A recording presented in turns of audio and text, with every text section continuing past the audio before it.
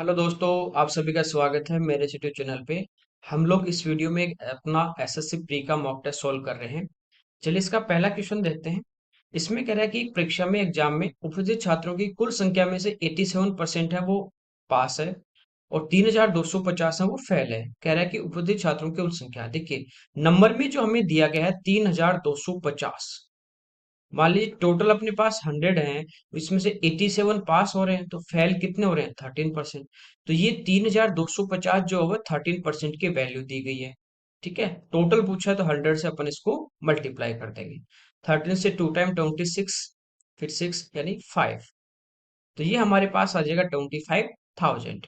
अगला देखिए, इसमें कह रहा है राहुल अपना कार्य 7 दिन में कंप्लीट कर रहा है, राज 4 डेज में कंप्लीट कर रहा है, तो 7 कितने दिन में करेंगे? देखिए 7 और 4 दोनों का हम क्या करेंगे? एलसीएम ले लेंगे। तो एक हमारे पास राहुल है जो 7 डेज में कंप्लीट कर रहा है, एक राज हमारे पास है जो 4 डेज में। एलसीएम हमारे पास आ जाएगा इनका 28, मल्टीप्लाई करना है। ये आ गया हमारे पास कुल काम टोटल वर्क। एक दिन में राहुल करेगा 4 यूनिट, राज करेगा 7 यूनिट, दोनों एक दिन में कितने यूनिट करेंगे? 11। करना कितना है? 28। तो 28/11 ये हमारा इस क्वेश्चन का आंसर हो जाएगा। अगला देखिए, इसको सिंप्लीफाई करना, यहाँ पे दिया है 2+4 divide by a+6 multiply 2 equal to में दिया है 16/7। देखिए 16/7 है, 7 से डिवाइड करेंगे 2 टाइम 14 प्लस 2/7 यही होगा। इसको आगे पूरा सोल्व करने के बजाय हम कंपेयर करें तो देखिए इधर 2 प्लस में ये है, इधर 2 प्लस में ये है। इसका मतलब 2 से 2 कैंसिल हो जाएगा, तो इधर तो हमारे पास क्या आ गया? 8/a+6। इधर अपने पास आ गया 2/7। यानी यहाँ पे देखिए कितना अपने पास 8 है, जबकि इधर कितना है? 2 है। ठीक है, इधर a+6 है और इधर अपना कितना है? 7 है। तो यहाँ पे 2 से ये 8 कब बना? जब इसको अपन ने 4 से मल्टीप्लाई करेंगे तो 4 इंटू 2 8 हो जाएगा। तो यहाँ भी अपन क्या करेंगे? 4 से मल्टीप्लाई करेंगे तो 7 इंटू 4 कितना होगा? 28। 28 में से देखिए यहाँ पे 6 अपने को दिया है, तो a की जगह कितना आ जाएगा? 20। ये इस क्वेश्चन का हमारा आंसर आ जाएगा। ठीक है, अदरवाइज आप इसको क्रॉस मल्टीप्लाई कीजिए, वहां से भी अपने पास एक का मान आ जाएगा। अगला देखिए, कह रहा है कि 30,000 रुपीज है, 3 ईयर में सीआई पे कंपाउंड इंटरेस्ट पे वो उधार ले रहा है, और ब्याज की जो दर है, इंटरेस्ट ऑफ रेट जो है वो पहले साल के लिए 10% है, नेक्स्ट ईयर के लिए 20 है और थर्ड ईयर के लिए 30% है। टोटल अपने को कंपाउंड इंटरेस्ट पूछा है। देखिए एक तरीका तो ये है कि अपन a+b+ab/100, ये सीआई में बताया था अलग अलग रेट देते, तो हम कंबाइंड रेट कैसे निकालते? तो पहले 10 और 20 को लेके कंबाइंड रेट निकाल लेंगे, जो आएगा उसको 30 के साथ लेके वापस a+b+ab/100 लगा देंगे। ठीक है, ये आप डायरेक्ट भी कर सकते हैं। जैसे 30,000 प्रिंसिपल है, फर्स्ट ईयर की अपन बात करें, पहले साल की, 3 साल का हमने सीआई निकालना है यहाँ पे। तो 30,000 का 10% निकालोगे, 2 जीरो आपके कट जाएंगे, 300 गुणा 10 यानी पहले साल ब्याज केवल मिलेगा इसको 3,000, जो सिंपल इंटरेस्ट और सीआई पहले साल के लिए इक्वल होता है। अगले साल क्या होगा?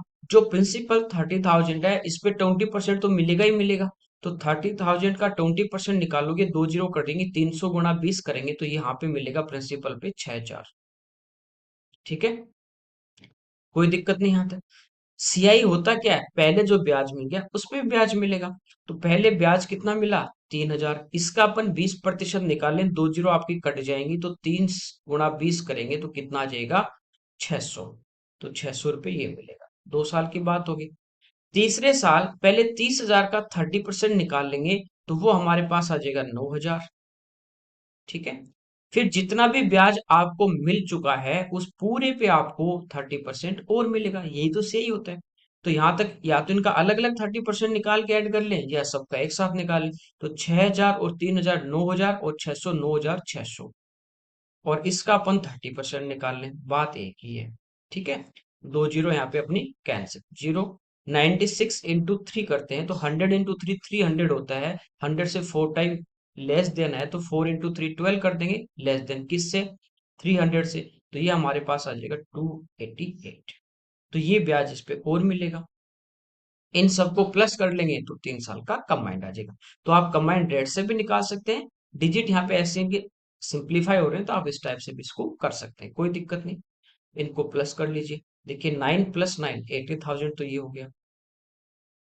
यहाँ पे इनको अपन प्लस करते हैं तो 800 600 1400 हो जाएगा ना। तो ये अपना कितना आ जाएगा 3480।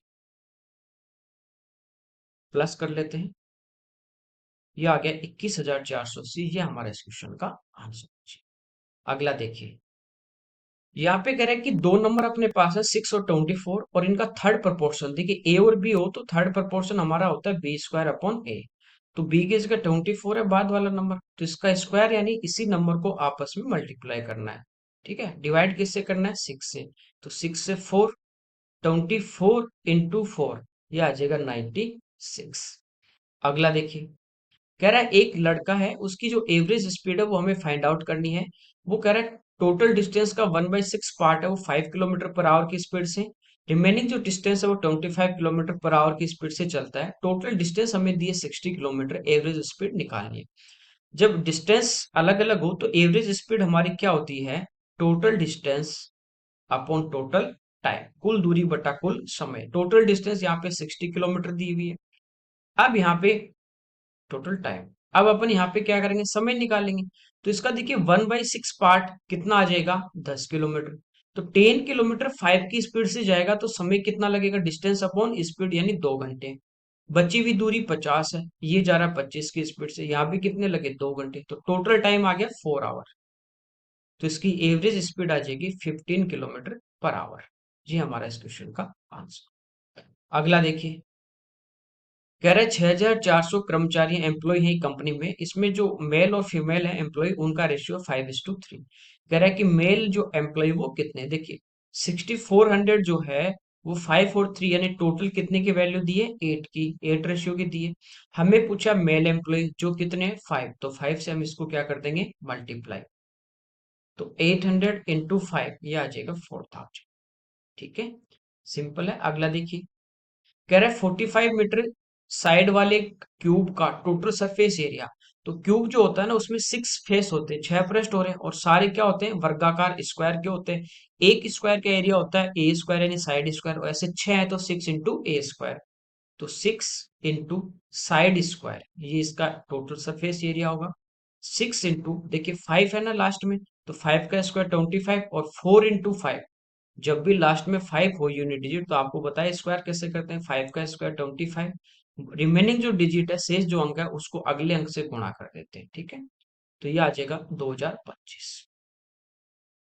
मल्टीप्लाई करेंगे 6 × 2 12 यानी 12,000, 25 × 6 150, तो ये आ जाएगा 12,150 मीटर स्क्वायर। अगला देखिए, कह रहा है 50 वस्तुओं को बेचने पे एक दुकानदार को 10 वस्तुओं के सेलिंग प्राइस के बराबर प्रॉफिट हो रहा है, तो परसेंट प्रॉफिट अपने को पूछा है। ये आपको प्रॉफिट लॉस में बताया था कि जितनी वस्तु बेचता है उतनी खरीदता है, बस ये आपको कॉन्सेप्ट दिमाग में रखना है, बाकी कुछ नहीं है। 50 बेच रहा है इसका मतलब उसने खरीदी भी कितनी है 50, तभी तो बेच रहा है। तो 50 का क्रय मूल्य, ठीक है, इक्वल टू 50 का सेलिंग प्राइस। अब प्रॉफिट हो रहा है तो प्रॉफिट को हम सेलिंग में से माइनस करते हैं तभी तो कॉस्ट आता है। कॉस्ट प्राइस क्या होता है, सेलिंग प्राइस माइनस प्रॉफिट। तो 50 का एसपी, ये जो टोटल सेलिंग प्राइस है विक्रय मूल्य, इसमें से 10 का प्रॉफिट माइनस कर देंगे, और प्रॉफिट है क्या 10 का सेलिंग प्राइस, तो 10 एसपी। ठीक है, इसके बाद देखिए 50 सीपी इक्वल टू आ जाएगा 40 एसपी। एसपी के जो पास है वो कॉस्ट प्राइस है, कॉस्ट प्राइस के जो पास है वो सेलिंग प्राइस है, उल्टा होता है। जैसे सीपी अपॉन एसपी करेंगे तो 50 आगे चला जाएगा, बात एक ही है 40/50। तो सीपी 40 है और एसपी कितना है 50, यानी 40 में खरीद के 50 में बेच रहे हो तो प्रॉफिट कितने का हो रहा है 10 का। प्रॉफिट किस पे निकालते हैं परसेंटेज में, कॉस्ट प्राइस पे इंटू 100। तो ये हमारा आ जाएगा 25% का इसको। ठीक है, अगला देखिए, टेबल दी है, कह रहा है कि यहाँ पे 6 ईयर की दो जो कंपनी है उनके बाइक का जो प्रोडक्शन है वो यहाँ पे दिया गया ए और बी का, अलग अलग ईयर है PQRST। हमें कह रहा है कि J1 और J2 अलग अलग दो स्टेटमेंट यहाँ पे दिए गए। J1 जो है वो PQRS, P से लेके S तक 4 ईयर की बात कर रहा है, इनका कह रहा है एवरेज जो प्रोडक्शन है वो है J1। तो देखिए इन सबको 4 को प्लस करके 4 से डिवाइड करना है। तो ये हो गया अपना 3 + 1 4, 450 प्लस 250 यानी 700 प्लस 5 यानी 1200। और डिवाइड बाई 4। तो ये एवरेज हमारे पास आ गया 300, ये आ गया हमारे पास J1। J2 कह रहा है T और U में B द्वारा जो बाइक का प्रोडक्शन है उसका एवरेज, तो B ये है। तो T और U में कितना है टोटल 200, 200 को डिवाइड कर देंगे 2 से तो ये आ जाएगा 100, तो J2 हमारा कितना आ जाएगा 100। अब पूछा J1 अपॉन J2, तो डिवाइड करेंगे, दो जीरो आपके कैंसिल, आंसर कितना आ जाएगा। अगला देखिए 11 संख्या, 11 अपने पास नंबर है जिनका टोटल 660 है, उनका एवरेज, तो एवरेज क्या होता है, सम upon quantity, number of quantity. तो सम ऑफ क्वांटिटी दिया है 660 और क्वांटिटी कितनी है इनकी टोटल 11, डिवाइड कर दोगे तो एवरेज कितना आ जाएगा, ये इस क्वेश्चन का आंसर। ठीक है, आप लोग ये मत समझिए कि इतने इजी इजी क्वेश्चन दिए ऐसे आते हैं कि आप 2022 मेंस के चारों पेपर उठा के देख लीजिए, सारे क्वेश्चन ऐसे आए गए। ठीक है, अभी उनका मैं सॉल्यूशन करा ही रहा हूँ। यहाँ पे दिया कि एक अपने पास सर्कुलर सिलेंडर है जिसकी रेडियस 7 है और उसकी हाइट जो है वो रेडियस की 3 टाइम है। रेडियस कितनी है 7, तो इसका 3 गुना, 7 गुना 3 यानी किसी हाइट आ गई अपने पास। अपने को पूछा इसका कर्व सरफेस एरिया, तो वो होता है 2πRH। तो 2 पाई का मान है 22/7, आर यहाँ पे 7 है और हाइट अपने पास 21, 7 से 7 कैंसिल। ठीक है, 21 इंटू 2 42, तो ये हो गया 22 इंटू 42, मल्टीप्लाई करेंगे तो 22 गुना 2 44, 22 इंटू 4 88 और प्लस 4 90। तो ये हमारा इस क्वेश्चन का आंसर जी। अगला देखिए, सिंप्लीफाई करना है तो सबसे पहले देखिए बोर्ड मास का रूल अपन काम में लेते हैं। सिंप्लीफाई जब करते हैं सबसे पहले ब्रैकेट, और ब्रैकेट में सबसे पहले छोटा स्मॉल, फिर करली को सोल्व करते हैं, इसके बाद स्क्वायर को मंझला, फिर बड़ा, फिर ऑफ सोल्व करते हैं। तो यहाँ पे देखिए इस ब्रैकेट को सोल्व करेंगे तो दोनों को ऐड करना है, तो इन दोनों को प्लस करेंगे तो ये हो जाएगा 106, फिर डिवाइड बाई 2 प्लस, सबसे पहले देखिए ये वाला छोटा ब्रैकेट है, 75 डिवाइड बाई 15 कितना आ जाएगा 5, फिर ये कर लिए प्लस 6, इसको सोल्व करेंगे तो 5 प्लस 6 कितना हो गया 11, फिर ये स्क्वायर इसके बाद 11 इंटू 2, तो ये हो जाएगा 20, तो ये आ गया प्लस 20। अब पहले क्या सोल्व करेंगे, डिवाइड, उसके बाद अपन ऐड को करेंगे, तो 106 को 2 से डिवाइड कर देंगे तो ये आ जाएगा 53 और प्लस 20, तो ये हमारे पास आ जाएगा 75।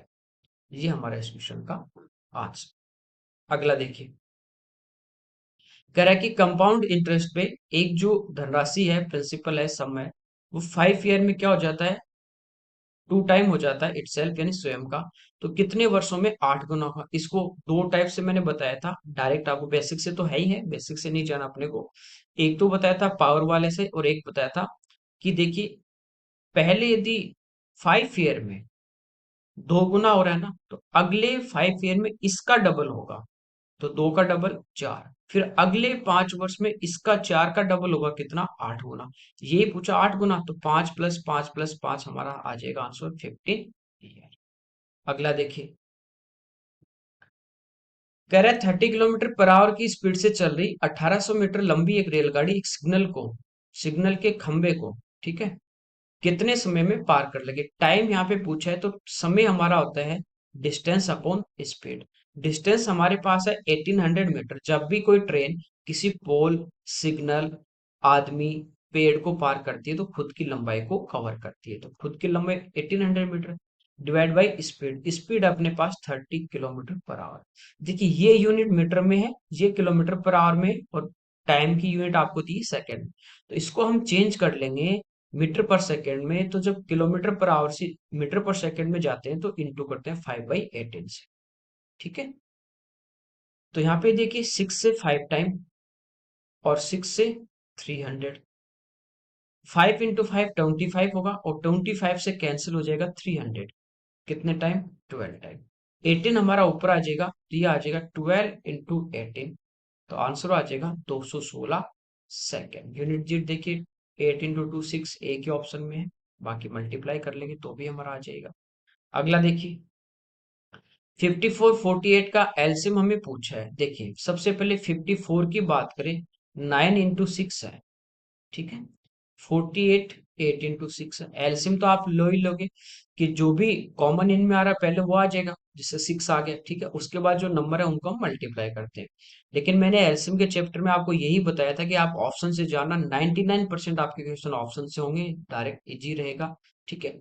यहाँ पे देखिए जो भी एलसीएम होगा वो इन नंबर का तो मल्टीपल आएगा। एलसीएम क्या होता है, ऐसा लिस्ट नंबर जिसमें दी गई संख्या गिवन नंबर से क्या वो डिवाइड होगा। तो यहाँ पे देखिए 9 आ रहा है, तो ये चारों ऑप्शन आपको ऐसे देखने जो 9 से डिविजिबल होंगे। तो यहाँ पे देखिए ये सम ऑफ डिजिट 4 + 3 7 नहीं है, तो ये हट गया। 4 + 5 9 ये है। फिर ये देखिए 5 + 4 9 + 6 15, ये नहीं हो रहा। ये देखिए 5 + 4 9 ये हो रहा है। तो दो ऑप्शन आगे जो 9 से डिविजिबल है। अब देखिए दोनों अपने पास नंबर कौन से हैं, इवन है। ये तो ओड आ गया, तो ये तो नहीं होगा। बचा कौन सा, डी, ये हमारा क्वेश्चन का आंसर आ जाए। तो एलसीएम एचसीएफ का आपको जब भी क्वेश्चन दिए आप ऑप्शन से जरूर देखें उसको। अगला देखिए, यहाँ पे अपने को एक टेबल दिए, कह रहा है कि रीना द्वारा प्राप्त जो ऑप्टेन जो मार्क है उसके उसको यहाँ पे ग्राफ में दर्शाया गया है। English, Hindi, math, science, social study अलग अलग। कह रहा है कि विज्ञान में, साइंस में 37 नंबर जो है वो हिंदी की तुलना में, हिंदी से कंपेयर कर रहा है, हिंदी में 35 है, कितने ज्यादा नंबर। तो देखिए कितने ज्यादा नंबर है, तो ठीक है, तो ये हमारा इस क्वेश्चन का आंसर आ जाएगा। सिंपल सा आपको माइनस करना है, ठीक है, परसेंटेज वगैरह कुछ यहाँ पे दिया गया नहीं है। अगला देखिए, आशीष कार्य का 2/3 जो पार्ट है वो 22 डेज में करा है। तो 2/3 पार्ट 22 डेज में, ये आपको बताया था कभी भी फ्रैक्शन में दे तो इसको आगे ले जाके उल्टा करके मल्टीप्लाई करना, टोटल पका आ जाएगा।